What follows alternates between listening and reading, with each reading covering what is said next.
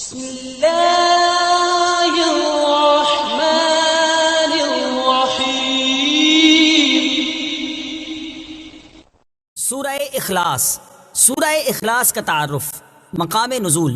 سورہ اخلاص ایک قول کے مطابق مکی اور ایک قول کے مطابق مدنی ہے۔ آیات، کلمات اور حروف کی تعداد: اس صورت میں ایک رکوع، 4 آیتیں، 15 کلمے اور 47 حروف ہیں۔ سورہ اخلاص کے اسماء اور ان کی وجہ تسمیہ: مفسرین نے سورت کے تقریباً 20 نام ذکر کیے ہیں، ان میں سے 4 نام یہاں ذکر کیے جاتے ہیں۔ نمبر 1، اس سورت میں اللہ تعالیٰ کی خالص توحید کا بیان ہے، اس وجہ سے اسے سورہ اخلاص کہتے ہیں۔ نمبر 2، اس سورت میں یہ بتایا گیا ہے کہ اللہ تعالیٰ ہر نقص و عیب سے بری اور ہر شریک سے پاک ہے، اس مناسبت سے اسے سورہ تنزیہہ کہتے ہیں۔ نمبر 3، جس نے اس سورت سے تعلق رکھا وہ غیروں سے الگ ہو جاتا ہے، اس لیے اسے سورہ تجرید کہتے ہیں۔ نمبر 4، اسے پڑھنے والا جہنم سے نجات پا جاتا ہے، اس بنا پر اسے سورہ نجات کہتے ہیں۔ سورہ اخلاص کے فضائل۔ احادیث میں سورت کی بہت فضیلتیں وارد ہوئی ہیں، ان میں سے 3 احادیث اور ایک وظیفہ یہاں پیش کرتا ہوں۔ نمبر 1، حضرت ابو سعید خدری رضی اللہ تعالیٰ عنہ سے روایت ہے، بخاری شریف کی حدیث ہے، نبی اکرم صلی اللہ تعالیٰ علیہ وآلہ وسلم نے ارشاد فرمایا، کیا تم میں سے کوئی اس سے عاجز ہے کہ وہ رات میں قرآن مجید کا تہائی حصہ پڑھ لے؟ صحابہ کرام رضی اللہ تعالیٰ عنہم کو یہ بات مشکل معلوم ہوئی اور انہوں نے عرض کی، یا رسول اللہ صلی اللہ تعالیٰ علیہ وآلہ وسلم، ہم میں سے کون اس کی طاقت رکھتا ہے؟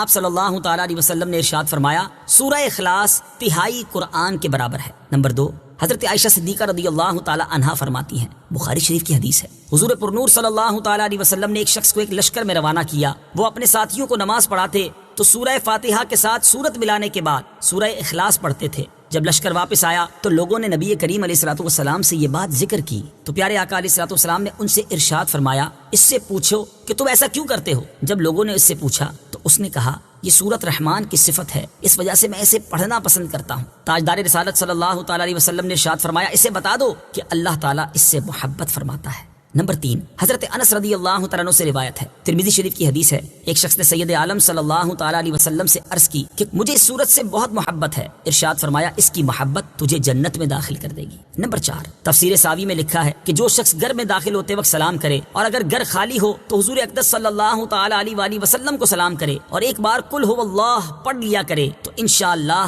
فقر و فاقہ سے محفوظ رہے گا، اور یہ بہت مجرب عمل ہے۔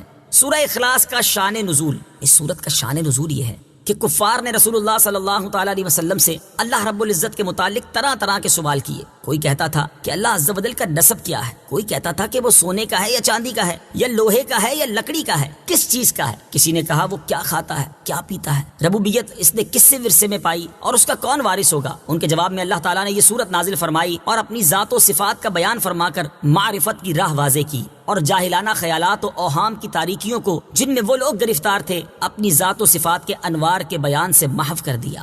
سورہ اخلاص کے مضامین۔ اس سورت میں اسلام کے سب سے اہم عقیدے، اللہ تعالیٰ کی وحدانیت کو بیان کیا گیا ہے، نیز اللہ تعالیٰ کے صفات کمال کے ساتھ متصف ہونے کا ذکر اور عیسائیوں اور مشرکوں کا رد کیا گیا ہے۔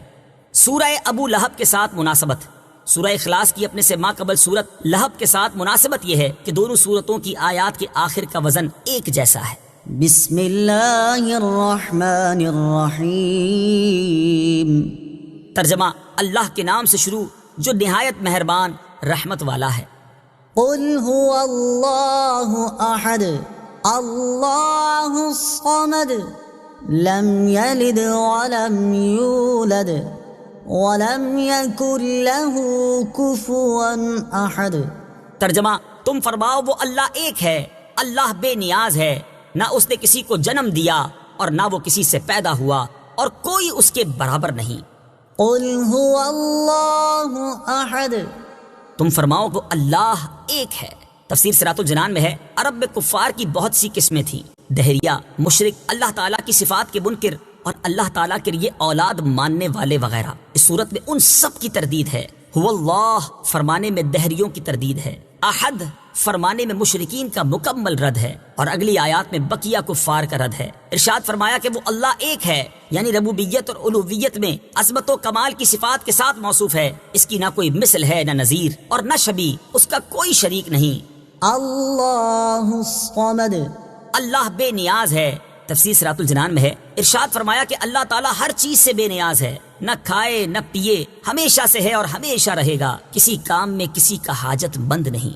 لم یلد ولم یولد نہ اس نے کسی کو جنم دیا اور نہ وہ کسی سے پیدا ہوا۔ تفسیر صراط الجنان میں ہے اللہ تعالیٰ اولاد سے پاک ہے کیونکہ اولاد باپ کی جنس سے ہوتی ہے، اور اللہ تعالیٰ اس سے پاک ہے، یوں ہی وہ خود کسی سے پیدا نہیں ہوا کیونکہ وہ قدیم ہے یعنی ہمیشہ سے ہے، اور پیدا ہونا اس چیز کی صفت ہے جو پہلے نہ ہو اور پھر وجود میں آئے۔ اس میں مشرکین اور یہود و نصارہ سب کی تردید ہے۔ مشرکین فرشتوں کو اللہ تعالیٰ کی لڑکیاں کہتے تھے، یہودی حضرت عزیر علیہ الصلوۃ والسلام کو، جبکہ عیسائی حضرت عیسیٰ علیہ الصلوۃ والسلام کو خدا کا بیٹا مانتے تھے۔ وَلَمْ يَكُنْ لَهُ كُفُوًا أَحَدٌ، اور کوئی اس کے برابر نہیں۔ تفسیر صراط الجنان میں ہے یعنی نہ ذات میں نہ صفات میں، کیونکہ وہ واجب ہے، خالق ہے، باقی سب ممکن مخلوق اور حادث ہیں۔ اس کی صفات ذاتی، قدیم، غیر محدود ہیں، جبکہ مخلوق کی صفات عطائی، حادث اور محدود ہیں۔ صدق اللہ العظیم۔